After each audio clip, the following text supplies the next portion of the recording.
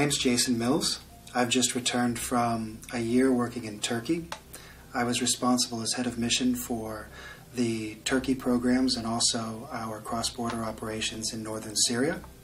We worked in Kobane in northeastern Aleppo province, and we're also beginning to work in Tel Abyad in northern Iraq project.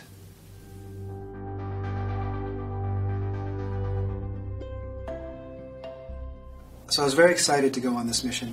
I had been following the news, the siege of Kobane, the near total destruction of this town, the lack of health care for the local population. MSF planned to go in and build a hospital with surgical and secondary care. At the time, the local military was doing surgeries in the basement of a school. As the siege was lifted and the front lines advanced, we went in and started construction of a 50-bed hospital, and also had plans to restart vaccination and set up a series of health posts in the rural villages that would refer people to that centralized hospital.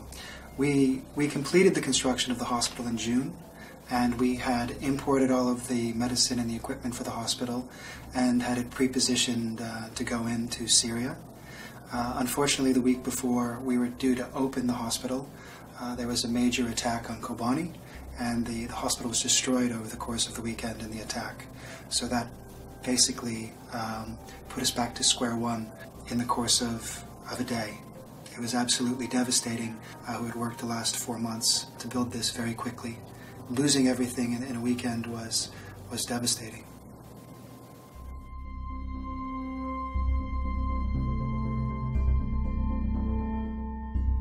We basically, at that point, needed to reevaluate completely what we were doing, and we decided to focus on opening a series of health clinics still. We brought in vaccines and started routine immunization for children in the entire area for the first time in several years.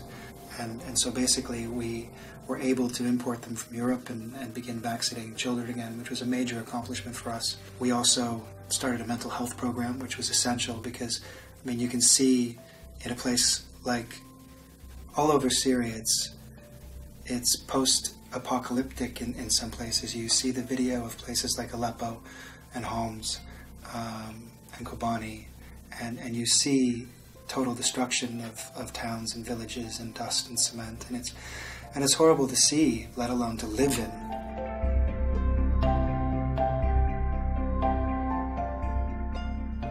We really felt that providing the very basic health care for people, to provide immunization, which is often the most relevant thing that you can do for a population in that situation, where if you can prevent something from happening, it's much better than treating it curatively afterwards.